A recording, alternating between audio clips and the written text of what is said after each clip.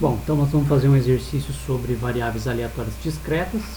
É um problema que a gente vai ter que interpretar, modelar, calcular as probabilidades para fazer nosso quadro de distribuição de probabilidade, usando a variável aleatória discreta e a função de probabilidade. Então, o enunciado é o seguinte: um jogador deve pagar R$10 para iniciar a seguinte aposta. Ao jogar um dado honesto, se a face 1 aparecer, ele vai ganhar 30. Se aparecer a face 2, 3 ou a face 4, ele vai perder a aposta. E caso ocorra a face 5 ou 6, ele vai continuar na aposta lançando uma moeda viciada, 2 vezes consecutivas.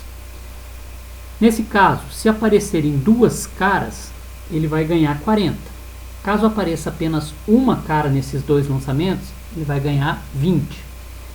E se não ocorrer nenhuma cara, ou seja, 2 coroas, ele vai perder o valor apostado. Sabendo que essa moeda viciada, ela apresenta coroa 3 vezes mais do que ela apresenta cara. Que a gente quer calcular a esperança e a variância de lucro do apostador em uma jogada. Tudo bem? Bom, a gente tem que começar a pensar em como fazer isso. Diagrama, rascunho, alguma forma para estruturar essas ideias. Mas a primeira coisa que a gente vai fazer é definir a nossa variável aleatória x como sendo o lucro.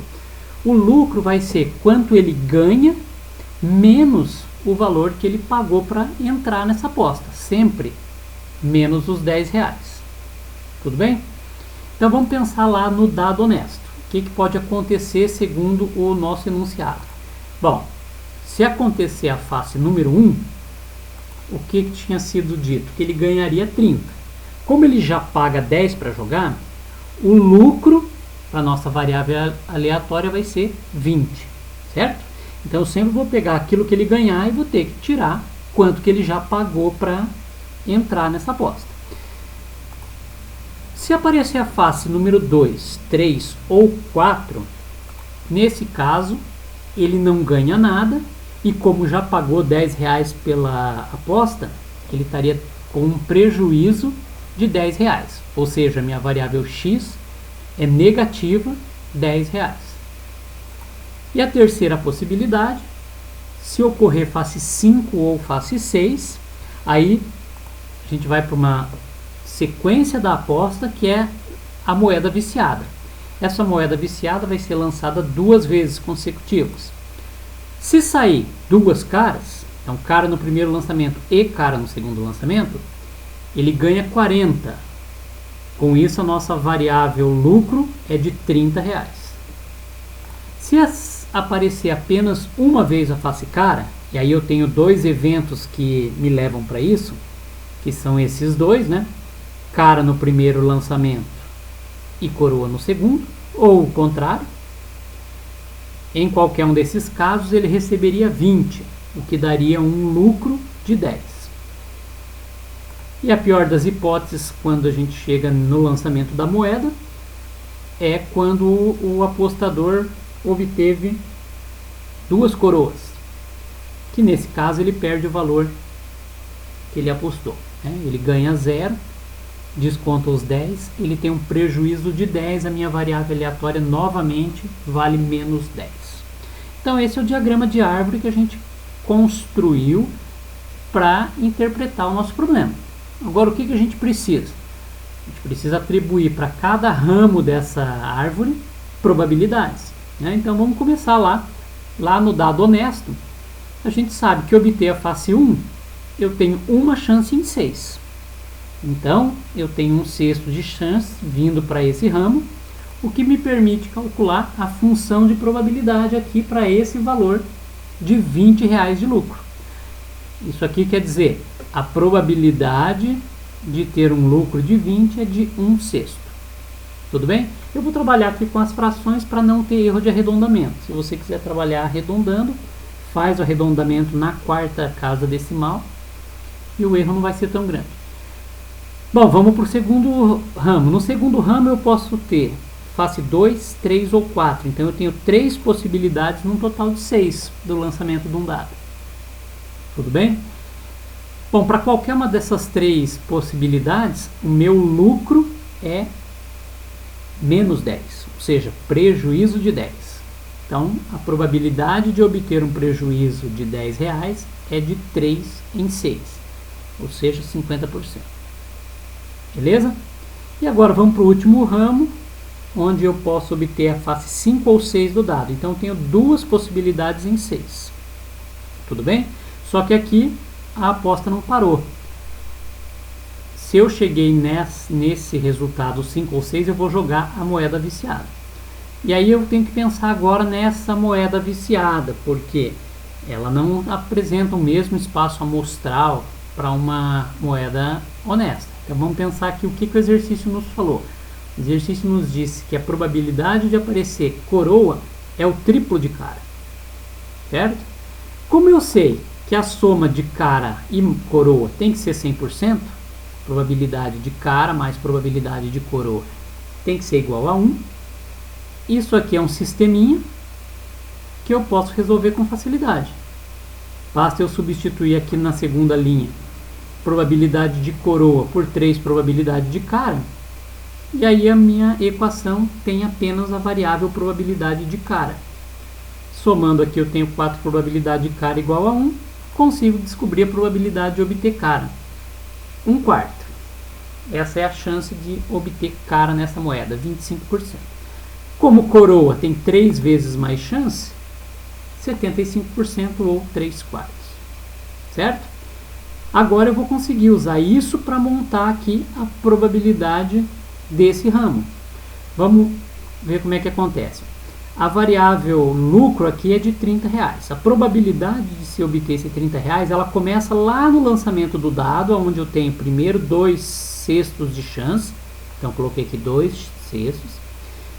E depois disso tem que vir aqui para o ramo de cima, ó, 2 caras. Então E é multiplicação.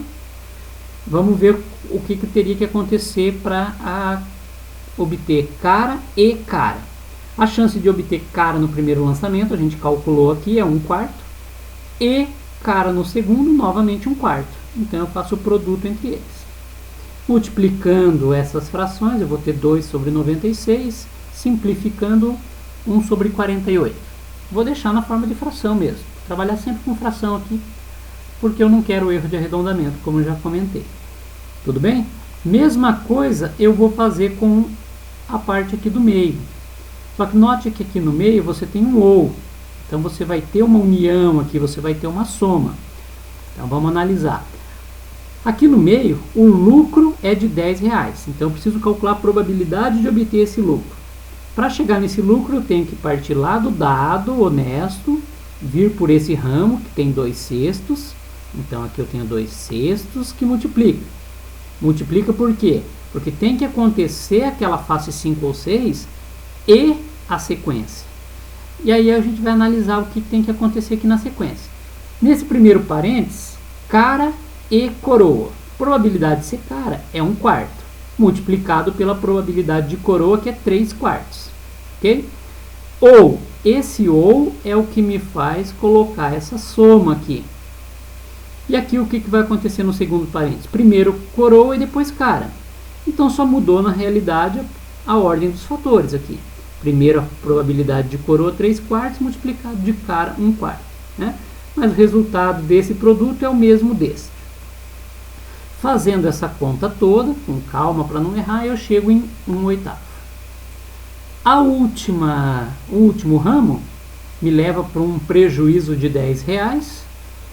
A probabilidade de ter esse prejuízo começa lá no dado honesto, 2/6 de chance de chegar na moeda viciada, e nela tirar 2 coroas eu tenho 3/4 no primeiro lançamento multiplicado por 3/4 no segundo.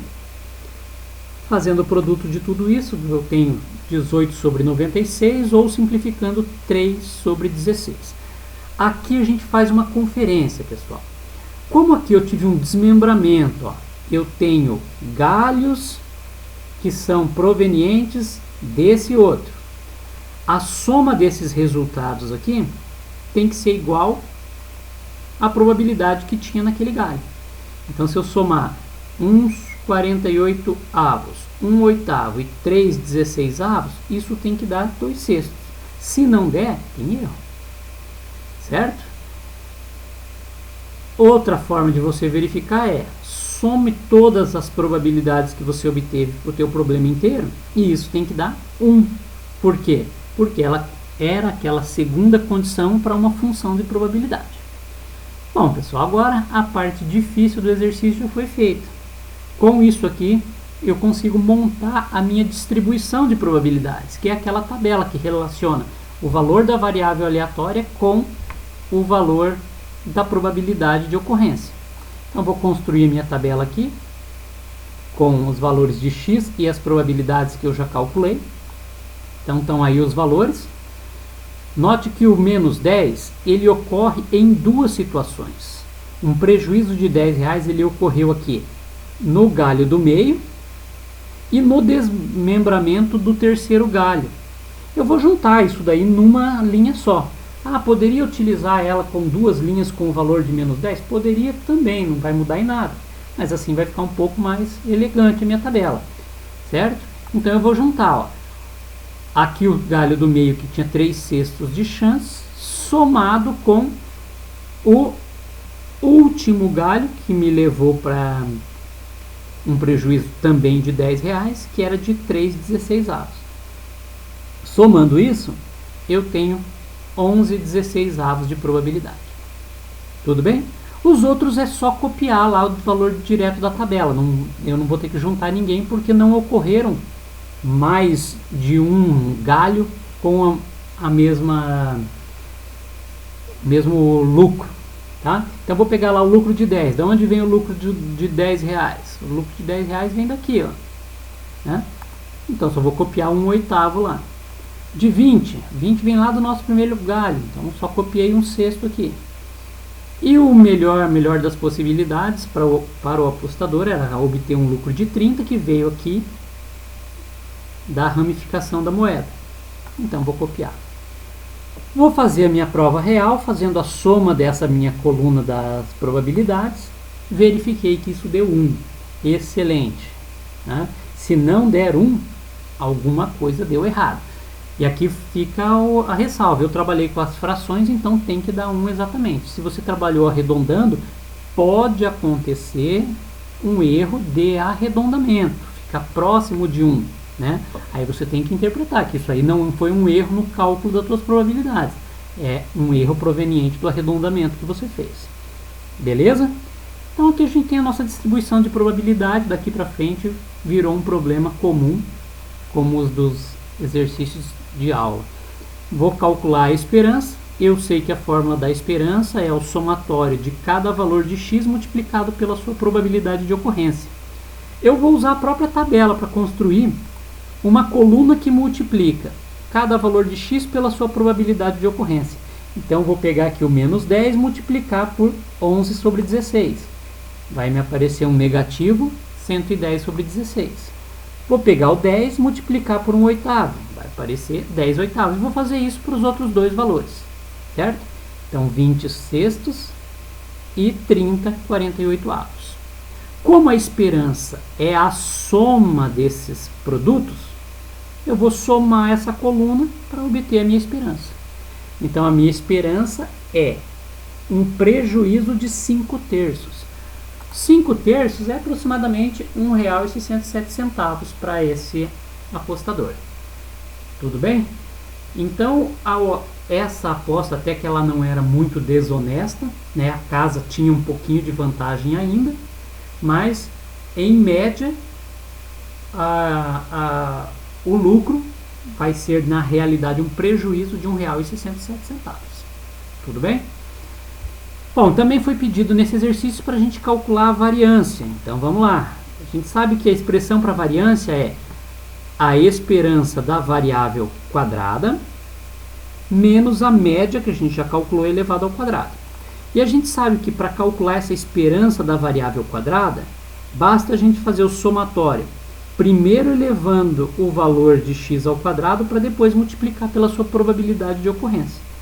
Então eu também vou fazer isso na minha tabela. Eu vou construir uma coluna pegando o produto da variável ao quadrado vezes a probabilidade de ocorrência.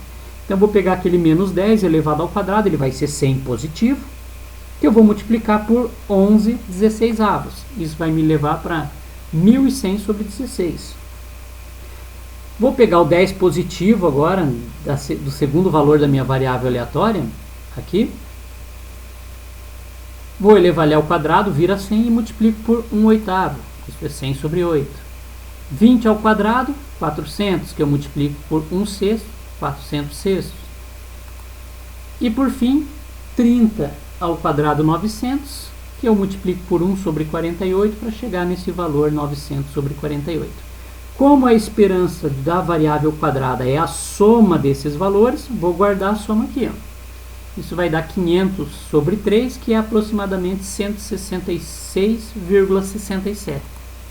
Essa é a minha esperança da variável quadrada. Nota que isso aí não é a variância do meu problema ainda. Para calcular a variância, eu volto aqui na minha fórmula e substituo esses dois valores. O valor de e de x quadrado e o valor da média elevado ao quadrado.